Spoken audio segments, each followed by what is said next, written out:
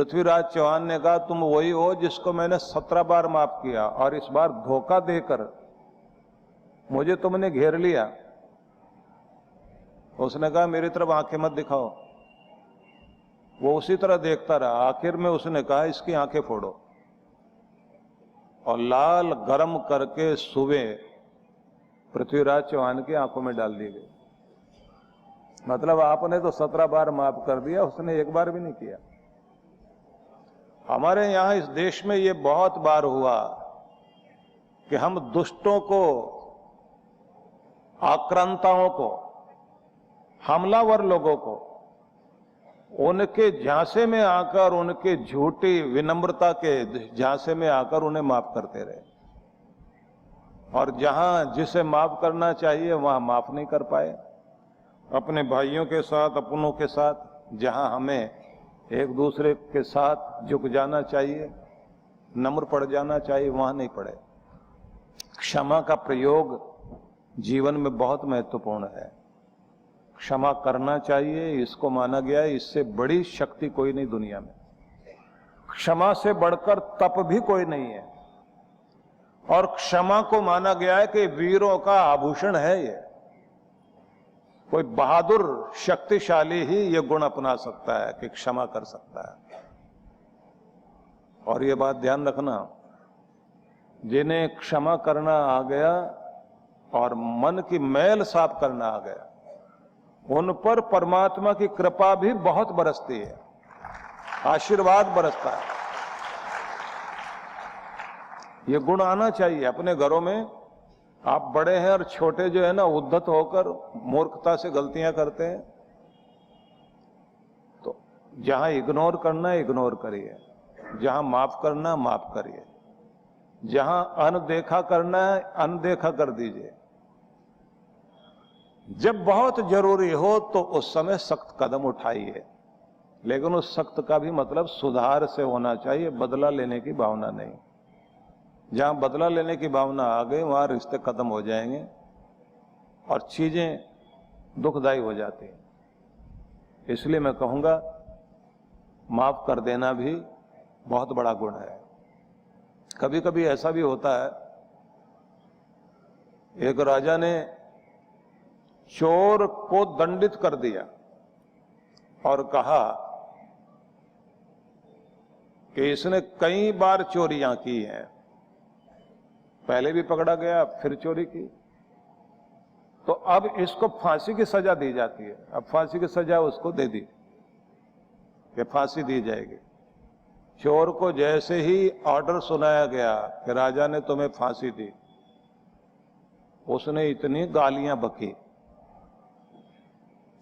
लेकिन भाषा उसकी दूसरी थी, अपनी मातृभाषा में गाली दे रहा था। और आप लोग जानते ही हैं कि अपनी मातृभाषा में गाली देने में बड़ी सुविधा होती है। दूसरी भाषा में गाली देने में आदमी को थोड़ा पूरी तरह से सुविधाजनक नहीं होता।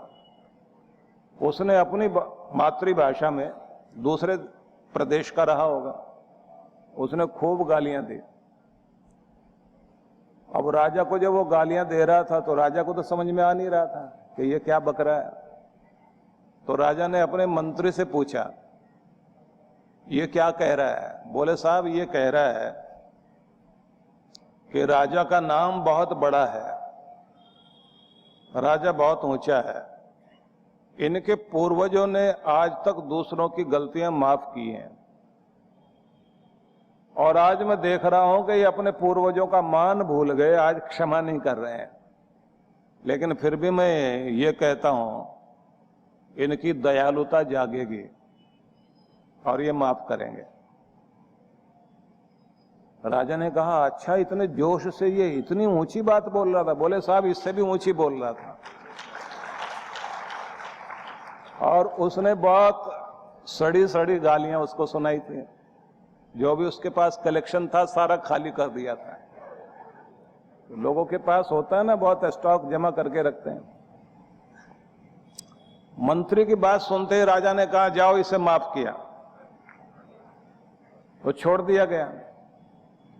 जब वो चला गया दरबार से, तो एक दरबारी बैठा हुआ था, वो आया पास में, कान में जाके राजा के बोला, साहब आपका मंत्री धोखेबाज है। उस आदमी ने आपको बहुत भयंकर गालियां दी हैं, और कुछ गालियां तो ऐसी थी जो हमने भी कभी नहीं सुनी थी, एकदम नए स्टाइल की थी, ऐसी सुना गया आपको, और आप सजा दो उसको। राजा जो है सुनकर हंसा और हंसकर बोला, माना कि तू सच बोल रहा है, पर तेरा सच भी दूसरे की जान लेवा है, और उसका झूठ भी जिंदगी बचाने वाला था, इसलिए मैंने माफ कर दिया तो कर दिया। और अपने मंत्री को बुला करके कहा, हो सकता है मेरे न्याय करने में त्रुटि रही होगी, पर दूसरे के प्रति दयालु होकर तूने जान बचाने में जो प्रयास किया है, तेरे इस प्रयास की मैं सराहना करता हूं, क्योंकि तेरे झूठ में भी दूसरे की जिंदगी बचाने की भावना थी, और उसके सच में भी दूसरे की जान लेने की भावना थी, उसमें ईर्ष्या बोल रही थी। हो सकता है तुझसे जलता होगा वो दरबारी, जो सोचता था आज मौका है इसका इलाज कर दें। और कहते हैं उसके बाद राजा ने दोबारा उस चोर के बारे में पता लगवाया कि इस बार उसने गलती नहीं की थी, इसलिए गुस्से में आकर आग बबूला था। फिर से वहीं पहुंचिए कि इतनी गलत फहमियां, इतनी तरह की बातें जिंदगी में चलती हैं, जिससे ये पता लगता है हमारा दुर्भाग्य उतना हमारा कुछ नहीं छीनता जितना हमारा गलत व्यवहार, गलत आचरण, गलत सोच और गलत तरह की आदतें हमारी जिंदगी का बहुत सारा सुख सुकून छीन लेते हैं।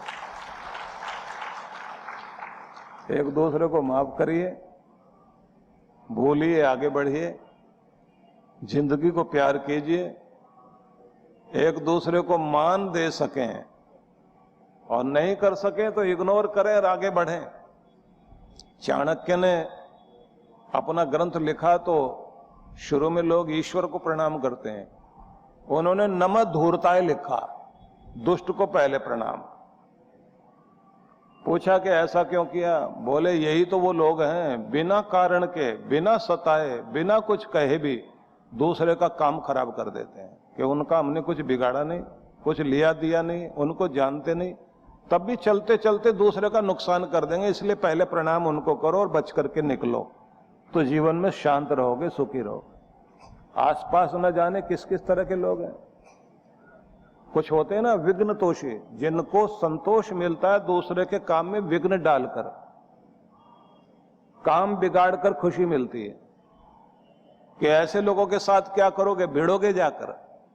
हाथ जोड़िए, आगे निकलिए, अपना काम करिए, क्योंकि आपका जीवन कीमती है, आपका टाइम कीमती है, आपको अपने जीवन को महत्व देना चाहिए। मूर्खों के साथ भिड़ने से, धूर्तों के साथ भिड़ने से फायदा नहीं।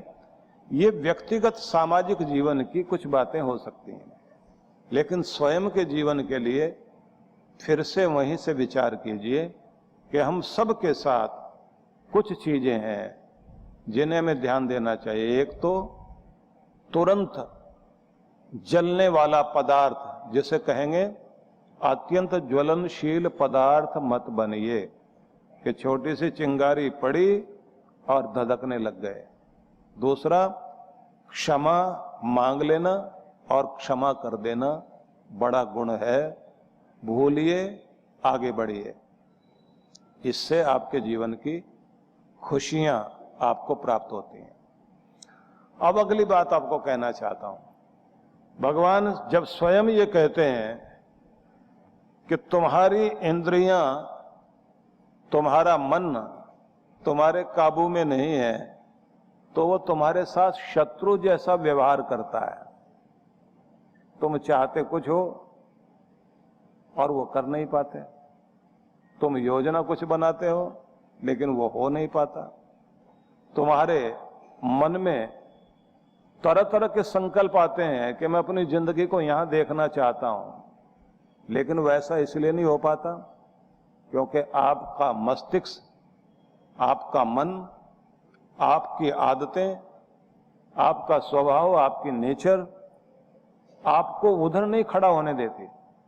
आप चाहते हैं शांति से रहना, आदत है लड़ाई झगड़ा करने की, तो आप उधर बह जाओगे। जिस भी तरह की कमजोरी होती है, उसकी एनर्जी उधर की तरफ भागती रहेगी और उसका मन या उसका निश्चय कुछ और होता है और हो जाएगा कुछ का कुछ। तो क्या करना चाहिए? अपने आप को नियंत्रित करें। लेकिन कैसे? अब यहां भी भगवान कृष्ण ने एक शब्द कहा कि अपनी इंद्रियों को और अपने मन को अपनी बुद्धि के द्वारा नियंत्रित करें। बुद्धि के द्वारा नियंत्रित करने का मतलब हुआ कि आपकी अक्ल काम करे। आप अपने बुद्धि का प्रयोग करते हुए, अक्ल का प्रयोग करते हुए, अपना विवेक इस्तेमाल करते हुए अपने ऊपर काबू पाए। तो उन्होंने एक श्लोक कहा, जितात्मनः प्रशांतस्य परमात्मा समाहित शीतोष्ण सुख दुखेषु तथा मान अपमानयो। सर्दी गर्मी में, सुख दुख में, मान अपमान में जिसके अंतःकरण की वृत्तियां भली भांति शांत हैं।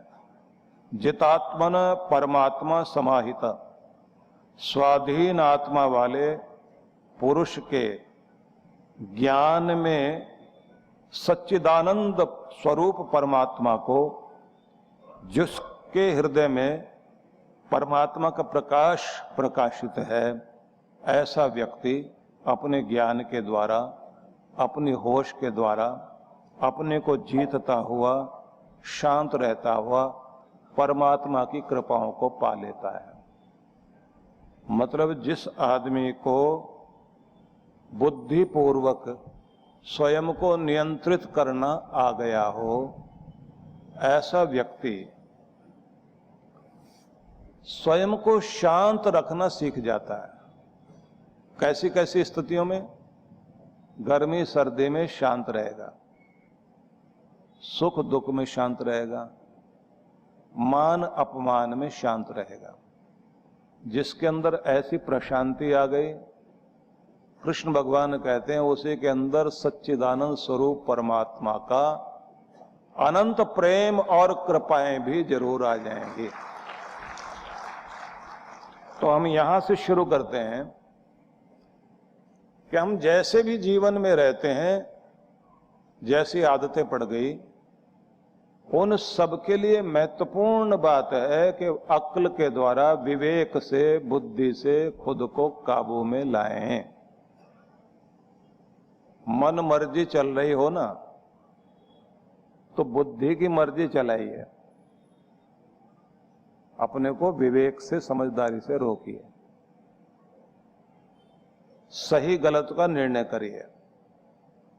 कहीं अपने को रोकना है और कहीं अपने आप को टोकना है, कहीं अपने आप को दंडित करना है और कहीं चीजों के लिए खुद को शाबाशी देनी है। थोड़ा थोड़ा प्रशिक्षण स्वयं को दीजिए, क्योंकि जो कुछ आप हो गए हैं वो एक दिन में नहीं हो गए हैं। बचपन से लेकर अब तक आप ये सब सीखते रहे हैं। आपको इतने अभ्यास करने के बाद आदतें पड़ी हैं, तो अच्छी चीजों का अच्छा अभ्यास शुरू कर दीजिए, आपकी आदतें बदल जाएंगे। मतलब कोई भी रत्नाकर वाल्मीकि हो सकता है, कोई भी उस स्थिति में आ सकता है जैसे बाबा तुलसीदास के जीवन में हुआ कि पहला जीवन कृष्ण पक्ष था और दूसरा जीवन शुक्ल पक्ष हो गया। जीवन में एक रूप दक्षिणायन का था और फिर उत्तरायण शुरू हो गया। किसी भी जीवन में वो स्थिति आ सकती है।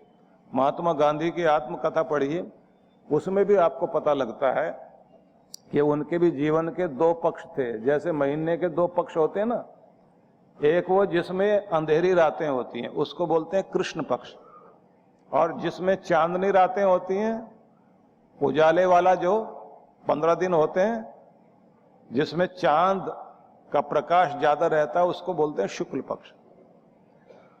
तो अंधेरे वाली जिंदगी गांधी के जीवन में भी थी। आधा जीवन, या कहना चाहिए पूर्व का जीवन, अंधेरे से भरा हुआ जीवन था। और जिस दिन उनका जीवन बदला, कितनी अपनी ऊर्जा को किस तरह से उन्होंने कितने महान लक्ष्य की तरफ लगाया कि गांधी गांधी बन गए।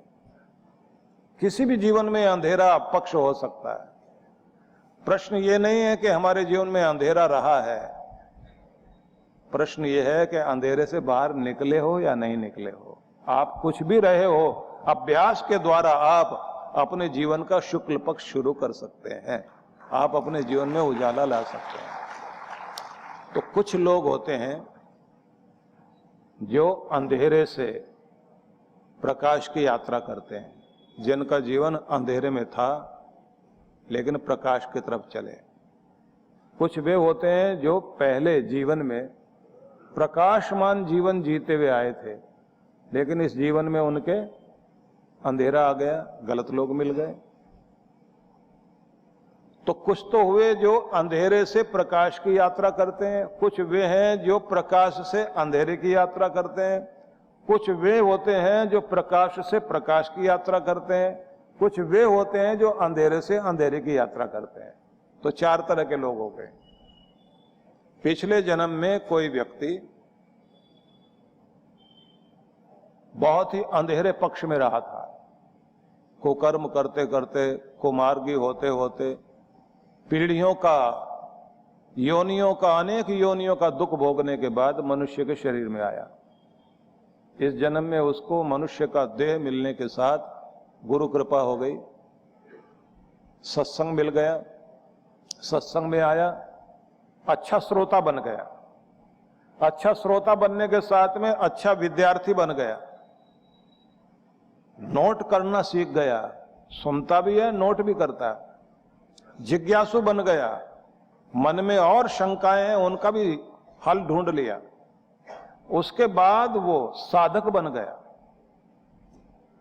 पॉइंट्स नोट करके उस पर साधना करता, प्रयोग करता, अभ्यास करता है कि इतनी अच्छी चीजें बताई गई, अब अभ्यास करते हैं।